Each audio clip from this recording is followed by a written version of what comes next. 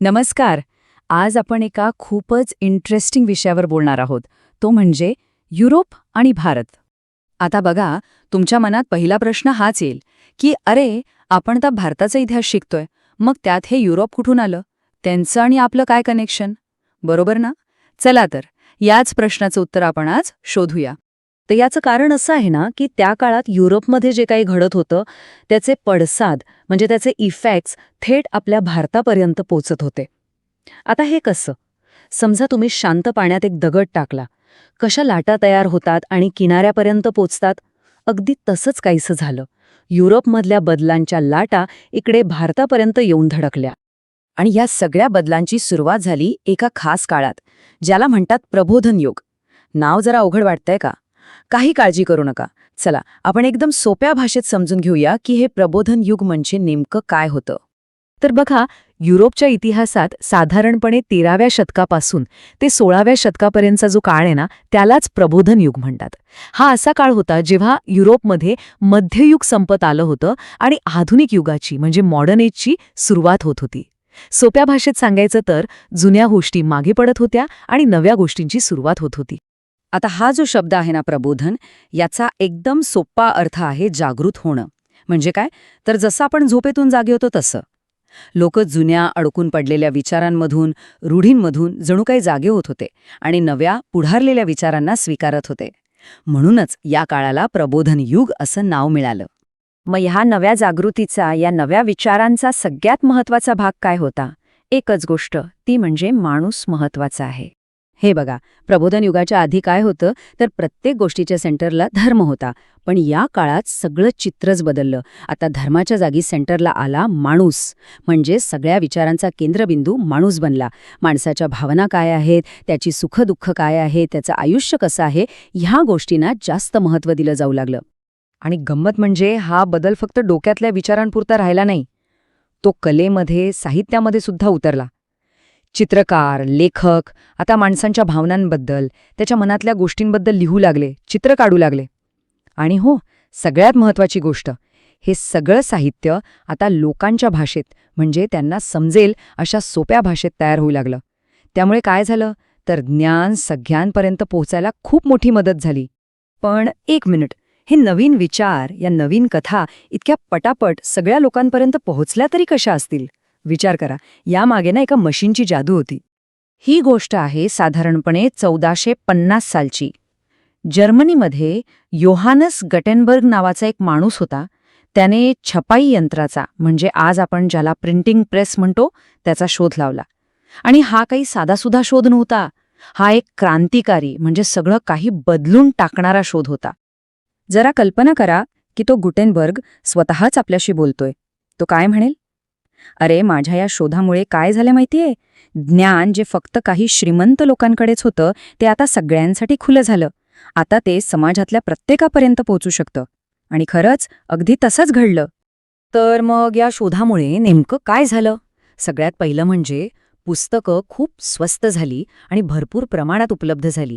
यामुळे काय झालं तर प्रबोधन युगातले जे नवीन विचार होते, ज्या नव्या कल्पना होत्या, ते सगळं ज्ञान आता समाजातल्या अगदी सामान्य माणसापर्यंत पोहोचायला लागलं. आणि यातूनच विचारांची एक मोठी क्रांतीच घडून आली. तर युरोपमध्येही अशी विचारांची क्रांती सुरू होती. लोक नवीन पद्धतीने विचार करायला शिकत होते. पण थांबा, आपण आपल्या मूळ प्रश्नाकडे परत येऊया.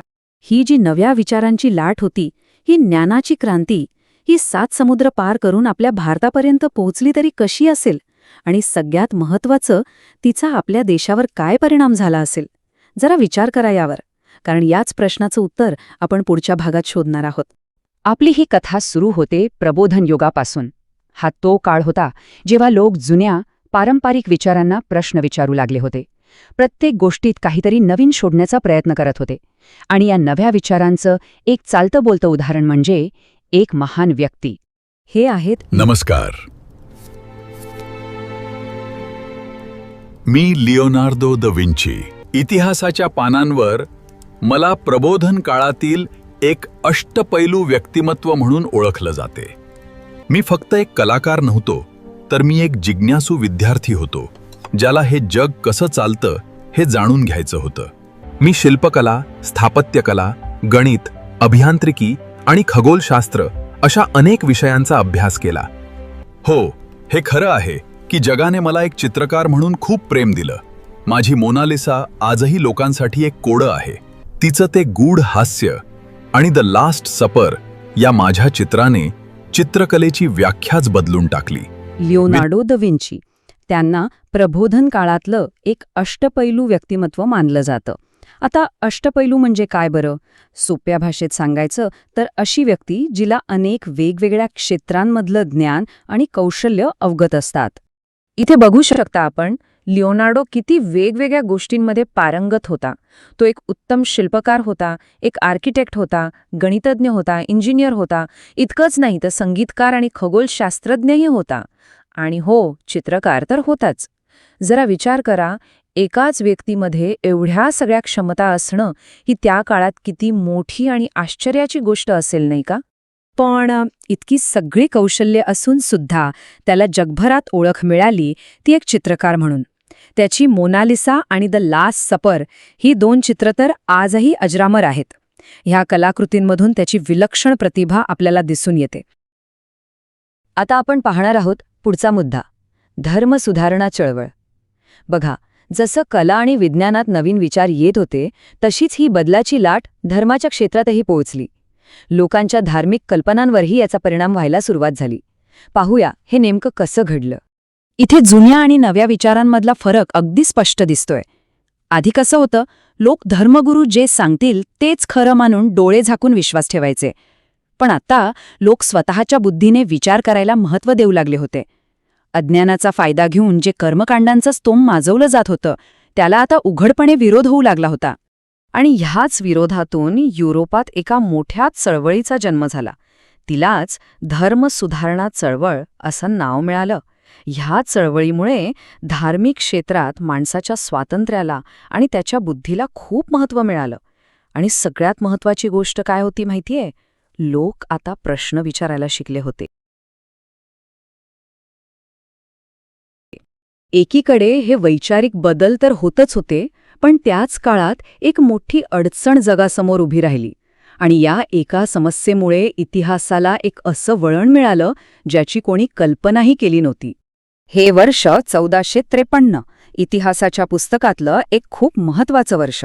हे वर्ष नीट लक्षात ठेवा, कारण ह्याच एका वर्षाने युरोप आणि आशिया यांच्यातले संबंध कायमचे बदलून टाकले.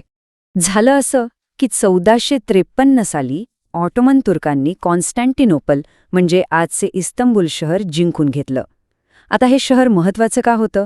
कारण आशिया आणि युरोपला जोडणारा जमिनीवरचा मुख्य व्यापारी मार्ग ह्याच शहरातून जात होता. तुर्कांनी हे मार्ग युरोपीय व्यापाऱ्यांसाठी बंद करून टाकले आणि त्यामुळे काय झालं? त्यांचा सगळा व्यापारच ठप्प झाला.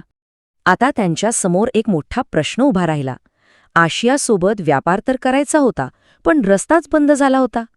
मग आता दुसरा मार्ग शोधणं गरजेचं होतं. काय केलं असेल बरं त्यांनी? आणि याच गरजेतून सुरुवात झाली एका नव्या पर्वाला, भौगोलिक शोधांच्या पर्वाला. युरोपातले धाडसी खलाशी भारताकडे येण्याचा नवीन सागरी मार्ग शोधण्यासाठी अथांग समुद्रात उतरले. ही तर एक प्रकारची शर्यतच लागली होती. इथे आपल्याला 3 महत्त्वाची नावं दिसतायत: बार्थोलोम्यू डायस, क्रिस्टोफर कोलंबस आणि वास्को द गामा. या तिघांनी भारताकडे येण्याचा सागरी मार्ग शोधण्यासाठी खूप मोठे प्रयत्न केले. यातला पहिला मोठा प्रयत्न केला पोर्तुगीज खलाशी बार्थोलोम्यू डायसने 1487 मध्ये. तो निघाला भारताच्या शोधात, पण आफ्रिकेच्या अगदी दक्षिण टोकापर्यंतच पोचू शकला. पण त्याचा हा प्रवास वाया नाही गेला, कारण यामुळे एक गोष्ट पक्की झाली की आफ्रिकेला वळसा घालून समुद्राने पुढे जाता येतं. त्यानंतर 1492 मध्ये निघाला ख्रिस्तोफर कोलंबस. त्याचा प्लॅन असा होता की पश्चिमेकडे प्रवास करत राहिलं की पृथ्वी गोल असल्यामुळे आपण भारताला पोचू. पण तो पोचला एका पूर्णपणे नव्याच भूमीवर, ज्याला आज आपण अमेरिका खंड म्हणून ओळखतो. म्हणजे बघा, ही एक ऐतिहासिक चूक होती, पण याच चुकीमुळे जगाला एका नव्या खंडाची ओळख झाली. आणि अखेर 1498 साली पोर्तुगीज खलाशी वास्को द गामाला यश मिळालं. तो आफ्रिकेच्या दक्षिण टोकाला वळसा घालून हिंद महासागर पार करून सरळ भारताच्या पश्चिम किनाऱ्यावर असलेल्या कालिकत बंदरात येऊन पोहोचला आणि अशा प्रकारे युरोप ते भारत हा थेट सागरी मार्ग अखेर सापडला. पण जाता जाता एक प्रश्न मनात येतोच, ह्या शोधांमुळे फक्त व्यापारच वाढला की याचे काही असे दूरगामी परिणाम झाले ज्यांनी जगाचा इतिहास पुन्हा एकदा बदलून टाकला? विचार करण्यासारखी गोष्ट आहे नाही का? समजा तुम्ही एखादा खेळ खेळताय आणि त्यातला एखादा नियम तुम्हाला अजिबात पटत नाहीये, चुकीचा वाटतोय, मग काय कराल? गप्प बसाल? नाही ना, तुम्ही सगळ्यांशी बोलाल, चर्चा कराल आणि तो नियम बदलायला लावाल, बरोबर? बस अगदी असंच काहीसं शेकडो वर्षांपूर्वी झालं. लोकांना त्यांच्या समाजाचे, त्यांच्या देशाचे नियम चुकीचे वाटू लागले आणि त्यांनी ठरवलं की आता हे नियम बदलायचेच. बघा, खूप खूप वर्षापूर्वी कसं होतं, राजा म्हणाला तेच खरं, किंवा पिढ्यानपिढ्या जे चालत आलंय तेच बरोबर. कोणी पण असं का किंवा हे कशासाठी असं विचारायची हिंमतच करत नव्हतं. सगळा कारभार चालायचा तो अंधश्रद्धेवर, जुन्या परंपरांवर. लोक जणू काही एका अंधारातच अडकले होते. पण आता या अंधारात ज्ञानाचा एक दिवा पेटणार होता. आणि ह्याच बदलाला, याच नव्या विचारांच्या लाटेला नाव मिळालं वैचारिक क्रांती. क्रांती म्हणजे काय? तर खूप मोठा बदल. आणि वैचारिक म्हणजे विचारांमधलं. सोपं आहे. लोक आता प्रत्येक गोष्ट स्वतःच्या डोक्याने तपासून बघायला लागले. कोणी काहीही सांगितलं तरी लगेच खरं मानायचं नाही. हे खरं आहे का? याच्या मागे काय कारण आहे? असे प्रश्न विचारले जाऊ लागले. म्हणजे डोळे झाकून विश्वास ठेवण्याचा काळ आता संपत आला होता. हे अगदी तसंच होतं जसं आपण मगाशी बोललो ना, खेळाचे नियम बदलण्यासारखं. अख्खा समाज जणू एकत्र येऊन म्हणाला, बास झाला आता. जुन्या परंपरा, अंधश्रद्धा या नावाखाली सांगितलेले नियम आता मी पाळणार नाही. आता आपण नवीन नियम बनवू, जे तर्कावर, विज्ञानावर आधारलेले असतील. आणि ह्या एका विचाराने मित्रांनो इतिहासाची दिशाच बदलून टाकली. तर या नव्या विचारांचा सगळ्यात पहिला आणि मोठा परिणाम कुठे झाला असेल, तो झाला राजकारणावर. लोकांनी पहिल्यांदाच विचार करायला सुरुवात केली की अरे, आपल्यावर जे राजे महाराजे राज्य करतायत ते योग्य आहेत का? सगळी ताकद एकाच माणसाच्या हाती का असावी? आणि ह्या प्रश्नाची ठिणगी सगळ्यात आधी पडली इंग्लंडमध्ये. इंग्लंडमधल्या लोकांना वाटायला लागलं की राजा काही देवाचा अवतार नाहीये, तो आपल्या मनाप्रमाणे काहीही करू शकत नाही. लोकांचं मत, आपलं मत महत्वाचं आहे. आणि मग त्यांनी 1689 साली एक कायदा बनवला, बिल ऑफ राईट्स. सोप्या भाषेत हक्कांचा जाहीरनामा. या कायद्याने काय केलं? राजाच्या अधिकारांना कात्री लावली आणि लोकांच्या प्रतिनिधींची जी सभा असते ना, ज्याला पार्लमेंट म्हणतात, तिची ताकद वाढवली. म्हणजे आता राजाला सुद्धा नियम पाळावे लागणार होते. ही बदलाची जी हवा होती ना, ती इंग्लंडमधून प्रवास करत पोहोचली थेट अमेरिकेत. आता त्या काळात काय व्हायचं, इंग्लंडसारखे युरोपमधले मोठे देश दुसऱ्या खंडांमध्ये जायचे, तिथे आपले लोक वसवायचे आणि त्या भागावर कब्जा करायचे. यालाच म्हणायचं वसाहत किंवा कॉलनी स्थापन करणं. तर आता पुढची गोष्ट आहे याच वसाहतींच्या स्वातंत्र्याची. तर झालं असं की इंग्लंडने अमेरिकेच्या पूर्व किनाऱ्यावर अशा 13 वसाहती म्हणजे 13 सेटलमेंट्स तयार केल्या. पण गंमत बघा, ह्या लोकांवर राज्य कोण करत होतं? तर इंग्लंडचा राजा, तोही 7 समुद्रांपलीकडे बसून. तो तिथूनच यांच्यावर भलतेसलते नियम लादायचा, भरमसाठ कर म्हणजे टॅक्स वसूल करायचा. विचार करा, मेहनत करायची अमेरिकेतल्या लोकांनी, पैसा कमवायचा यांनी आणि तो सगळा जायचा इंग्लंडला. आणि बदल्यात या लोकांना कसलेही हक्क नव्हते. हा तर सरळ सरळ अन्याय होता. सुरुवातीला सगळं ठीकठाक होतं, पण हळूहळू इंग्लंडचा त्रास वाढायला लागला. त्यांनी नवनवीन कर लावले, जाचक नियम बनवले. आता मात्र अमेरिकेतल्या लोकांचा सहनशीलतेचा अंत झाला. ते म्हणाले, अरे बास, आम्ही हे सगळं का सहन करायचं? आणि याच प्रश्नातून त्यांच्या स्वातंत्र्याच्या लढ्याची सुरुवात झाली. आणि या लढ्याला एक जबरदस्त नेता मिळाला. त्यांचं नाव होतं जॉर्ज वॉशिंग्टन. ते जणू स्वतःच्या शब्दात सांगत होते, माझ्या लोकांवर होणारा हा न्याय मला पाहवत नव्हता. आम्ही इंग्लंडच्या राजाला स्पष्ट सांगितलं की आम्ही तुमचे गुलाम नाही. आणि मग आम्ही आमच्या स्वातंत्र्यासाठी, आमच्या हक्कांसाठी लढण्याचा निर्णय घेतला. मी लोकांना एकत्र केलं, एक सैन्य उभं केलं आणि आम्ही तयार झालो. आणि तुम्हाला माहितीये काय झालं? जॉर्ज वॉशिंग्टन यांच्या नेतृत्वाखाली एक चमत्कारच घडला. त्या 13 छोट्या छोट्या वसाहतींनी मिळून त्या काळातल्या बलाढ्य, शक्तिशाली इंग्लंडला हरवलं आणि या विजयातूनच एका नव्या स्वतंत्र देशाचा जन्म झाला.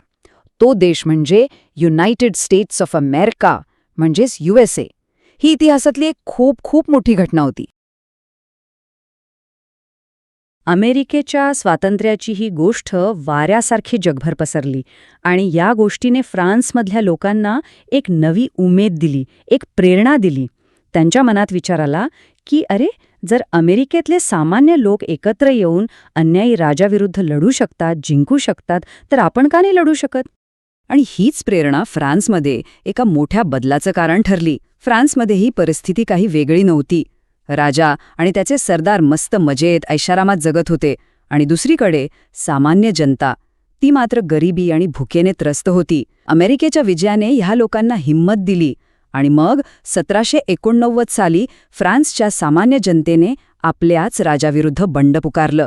याच घटनेला इतिहासात फ्रेंच राज्यक्रांती म्हणून ओळखलं जातं. ह्या फ्रेंच क्रांतीने फक्त फ्रान्सलाच नाही तर संपूर्ण जगाला 3 खूप महत्वाचे शब्द दिले, जणू काही 3 अनमोल भेटवस्तू: स्वातंत्र्य, समता आणि बंधुता.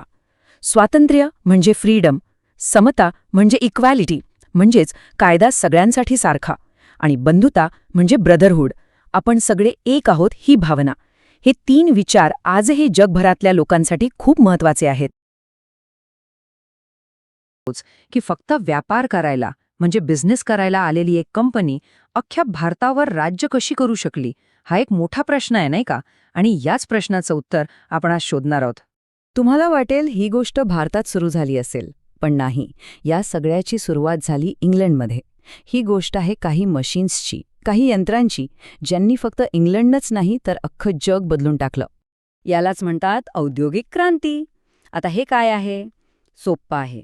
आधी कसं लोक आपापल्या घरात हाताने वस्तू बनवायचे, पण मग वाफेवर चालणारी मोठी मोठी यंत्रं आली आणि फॅक्टरीमध्ये धडाधड वस्तू बनायला लागल्या. इंग्लंड इतक्या वस्तू बनवत होतं की त्याला जगाचा कारखाना किंवा वर्कशॉप ऑफ द वर्ल्ड असं नाव पडलं. मग साहजिकच आहे, एवढ्या फॅक्टरीज चालवायला कच्चा माल पाहिजे आणि बनवलेला पक्का माल विकायला नवीन मार्केट्स पण पाहिजेत. आता एवढा मोठा व्यापार करणं काय एका माणसाचं काम नव्हतं. मग इथे एक नवीन आयडिया आली, भांडवलशाही. हे अगदी आपल्यासारखं आहे.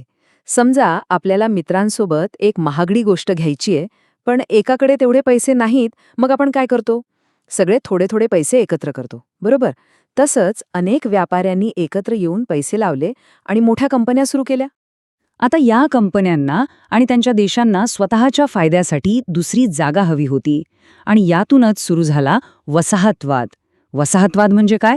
समजा एका मोठ्या ग्राउंडवर एक ताकदवान टीम येते आणि खेळायला सगळ्यात चांगली जागा फक्त स्वतःसाठीच घेते. तसंच काहीसं जेव्हा एक शक्तिशाली देश दुसऱ्या कमजोर देशावर जाऊन तिथे आपली सत्ता स्थापन करतो, त्याला वसाहतवाद म्हणतात. आणि मग याची पुढची अजून मोठी स्टेप म्हणजे साम्राज्यवाद. म्हणजे फक्त ग्राउंडचा एक कोपरा नाही, तर अख्खं ग्राउंडच आपल्या ताब्यात पाहिजे. एक शक्तिशाली राष्ट्र जेव्हा दुसऱ्या राष्ट्रावर पूर्णपणे आपलं वर्चस्व मिळवून एक मोठं साम्राज्य उभं करतं, त्याला साम्राज्यवाद म्हणतात. आणि युरोपात सुरू झालेल्या याच विचारांनी एका कंपनीला थेट भारताच्या दारात आणून उभं केलं. ते आले तर होते व्यापारी म्हणून, पण त्यांचा इरादा फक्त व्यापारापुरता मर्यादित राहिला नाही. आता भेटूया आपल्या या कहाणीच्या मुख्य पात्राला, ब्रिटिश ईस्ट इंडिया कंपनी. इसवी सन 1600 मध्ये ही कंपनी बनली. त्यांनी मुघल बादशाह जहांगीरकडून परवानगी घेतली आणि सुरतमध्ये आपली पहिली वखार म्हणजे ट्रेडिंग पोस्ट सुरू केली. त्यांचा उद्देश एकदम क्लिअर होता, भारत आणि इंग्लंडमध्ये फक्त आणि फक्त व्यापार करायचा. पण भारतात त्यांचा एकच प्रॉब्लेम होता, कॉम्पिटिशन. त्यांचे मुख्य प्रतिस्पर्धी होते फ्रेंच. मग भारतातला मेन प्लेअर बनण्यासाठी इंग्रजांनी फ्रेंचांना बाहेर काढायचं ठरवलं. त्यांच्यात 3 मोठी युद्ध झाली, ज्यांना कर्नाटक युद्ध म्हणतात. त्यात इंग्रज जिंकले आणि त्यांचा मार्ग मोकळा झाला. आता आपण आपलं लक्ष वळूया बंगालकडे, कारण बंगाल म्हणजे त्यावेळची सोन्याची खाण होती, सगळ्यात श्रीमंत प्रांत. आणि इथंच सगळा गेम बदलला. इथंच व्यापाराचं सत्तेत रूपांतर झालं. ही टाईमलाईन बघा, सगळं कसं पटापट घडलं. 1756 मध्ये सिराजुद्दौला नवाब बनतो आणि पुढच्या अवघ्या 9 वर्षात कंपनी बंगालची मालक बनते. प्लासीची लढाई, बक्सारची लढाई आणि मग दिवाणी हक्क. एकामागोमाग एक घटना घडत गेल्या. पण एक मिनिट, इंग्रज तर मोठभर होते. मग त्यांनी एवढ्या मोठ्या ताकदवान नवाबाला हरवलं तरी कसं? याचं उत्तर तलवारीत नाही तर एका मोठ्या कटात दडलेले. प्लासीची लढाई. ही लढाई खरं तर लढलीच गेली नाही, ही फसवणुकीने जिंकली गेली. रॉबर्ट क्लाइव्ह नावाचा एक हुशार इंग्रज अधिकारी होता. त्याने नवाबाचाच सेनापती मीर जाफर याला एक ऑफर दिली. म्हणाला, तू आम्हाला मदत कर, आम्ही तुला बंगालचा नवाब बनू. आणि झालंही तसंच. युद्धाच्या दिवशी मीर जाफर आणि त्याची मोठी फौज जागेवरून हल्लीच नाही. जरा विचार करा त्या नवाबाच्या सैनिकाचा. तो काय म्हणत असेल, अरे आम्ही तर पूर्ण तयारीत होतो, शस्त्र सज्ज होती, पण आमच्या कमांडरकडून, मीर जाफरकडून हल्ला करायचा ऑर्डरच आला नाही. आम्ही फक्त बघत राहिलो. याला म्हणतात घरातल्याच माणसाने दगा देणं. प्लासी तर त्यांनी फसवून जिंकली, पण त्यांची खरी ताकद, खरी पॉवर दिसली बक्सारच्या लढाईत. इथे कोणतीही फसवणूक नव्हती. इथे कंपनीने फक्त एका नवाबाला नाही तर मीर कासिम, अवधचा नवाब आणि खुद मुघल बादशाह शाह आलम या तिघांच्या एकत्र सैन्याला हरवलं. त्यांनी हे सिद्ध केलं की ते आता फक्त व्यापारी नाहीत तर एक जबरदस्त मिलिटरी पॉवर आहेत. आणि या विजयानंतर इंग्रजांना जणू काही लॉटरीच लागली. त्यांना मिळाले दिवाणी अधिकार. म्हणजे काय तर बंगाल प्रांतातला सगळा टॅक्स, सगळा महसूल गोळा करण्याचा हक्क. विचार करा, जी कंपनी व्यापार करायला आली होती ती आता लोकांकडून टॅक्स वसूल करणार होती. म्हणजे ती आता एक प्रकारे सरकारच बनली होती. बंगाल तर आता ताब्यात आला होता. कंपनीची भूक अजून वाढली आणि त्यांची नजर गेली दक्षिणेकडे, म्हैसूरवर. पण इथे त्यांना एक मोठं आव्हान सामोरं आलं. म्हैसूरचे वाघ हैदर अली आणि त्याचा मुलगा टिपू सुलतान यांनी इंग्रजांना नाकी नऊ आणले. त्यांनी खूप जोरदार लढा दिला. पण शेवटी 1799 मध्ये श्रीरंगपट्टणच्या लढाईत टिपू सुलतान मारला गेला आणि दक्षिणेतला सगळ्यात मोठा अडथळा दूर झाला. म्हैसूरवरही इंग्रजांचं राज्य आलं. तर म्हैसूर तर जिंकलं, पण इंग्रजांची चिंता काही संपली नव्हती. आता त्यांना एका वेगळ्याच गोष्टीचं टेन्शन आलं होतं. त्यांना भीती होती की भारतावर बाहेरून कोणीतरी हल्ला करेल. पाहूया काय होती ही दुसरी गोष्ट. तर इंग्रजांना सगळ्यात मोठी भीती होती रशियाची. त्यांना वाटत होतं की रशिया नावाचा मोठा देश अफगाणिस्तानच्या रस्त्याने येऊन भारतावर हल्ला करू शकतो. हे अगदी तसंच आहे जसं आपल्याला वाटतं की कोणीतरी मागच्या दाराने घरात घुसेल आणि म्हणून आपण तो दरवाजा एकदम पक्का बंद करून घेतो. मग इंग्रजांनी काय डोकं लावलं? त्यांची भीती होती की रशिया अफगाणिस्तानच्या मार्गाने येईल. मग त्यांनी ठरवलं की आपण तो मार्गच आपल्या ताब्यात घेऊया, म्हणजे रशियाला यायला रस्ताच उरणार नाही. सोपं आहे की नाही? आणि अफगाणिस्तानला जाणारा हा रस्ता जात होता सिंध नावाच्या प्रदेशातून. मग इंग्रजांनी काय केलं असेल? बरोबर, त्यांनी थेट सिंधवरच हल्ला केला आणि 1843 साली तो सगळा प्रदेश जिंकून घेतला, म्हणजे धोकाच संपवला. चला आता ऐकूया आपली तिसरी आणि शेवटची गोष्ट. ही गोष्ट आहे उत्तरेकडच्या एका राज्याची. हे राज्य इतकं शक्तिशाली होतं की त्याला हात लावायची इंग्रजांची हिंमतच होत नव्हती. त्या राज्याचं नाव होतं पंजाब. हे आहेत महाराजा रणजित सिंग. लोक त्यांना पंजाबचा सिंह म्हणायचे. आणि जोपर्यंत हा सिंह जिवंत होता तोपर्यंत इंग्रजांनी पंजाबकडे वाकड्या नजरेने पाहण्याची हिंमतसुद्धा केली नाही. पण महाराजा रणजित सिंहांच्या मृत्यूनंतर मात्र सगळं चित्रच पालटलं. आता बघा काय झालं. महाराजांनंतर त्यांचा लहान मुलगा दलीप सिंग गादीवर आला. पण राज्यातले जे मोठे मोठे सरदार होते ना, ते आपापसातच भांडायला लागले. प्रत्येकाला स्वतःचा फायदा हवा होता आणि इंग्रजांनी बरोबर ही संधी साधली. अहो विचार करा, क्रिकेट टीममधले खेळाडू जर एकमेकाशीच भांडत बसले तर ते मॅच जिंकतील का? कधीच नाही. अगदी तसंच झालं. इंग्रजांनी काही सरदारांना आपल्या बाजूला वळवलं आणि हल्ला केला. बघता बघता 2 युद्धानंतर 1849 साली अख्खं पंजाब इंग्रजांच्या ताब्यात गेलं. बघा, इंग्रजांनी भारत जिंकण्यासाठी मुख्य 3 मार्ग वापरले. एक, जिथे टिपू सुलतानसारखा शूर राजा होता तिथे त्यांनी ताकदीने लढाई केली, जसं म्हैसूरमध्ये. 2, जिथे त्यांना भविष्याचा धोका वाटला तिथे त्यांनी हुशारीने ती जागाच ताब्यात घेतली, जसं सिंधमध्ये. आणि 3, जिथे लोक आपापसातच भांडत होते तिथे त्यांनी फूट पाडली आणि राज्य मिळवलं, जसं पंजाबमध्ये. आणि हे सगळं पाहिल्यावर आपल्या मनात एक खूप महत्त्वाचा प्रश्न येतो. जर त्यावेळी भारतातले सगळे लोक एकजूट राहिले असते तर कदाचित आपला इतिहास आज काहीतरी वेगळाच असता. लर्न विथ फन हे माझं आवडतं चॅनल आहे आणि जाधव सर आवडते शिक्षक. चॅनल सबस्क्राईब करायला अजिबात विसरू नका. व्हिडिओ आवडला असेल तर लाईक या बटनावर क्लिक करा, चॅनलला सबस्क्राईब करा आणि तुमच्या मित्रमैत्रिणीला हा व्हिडिओ शेअर करा. कॉमेंट बॉक्समध्ये तुमचे नाव व गावाचे नाव कॉमेंट करा.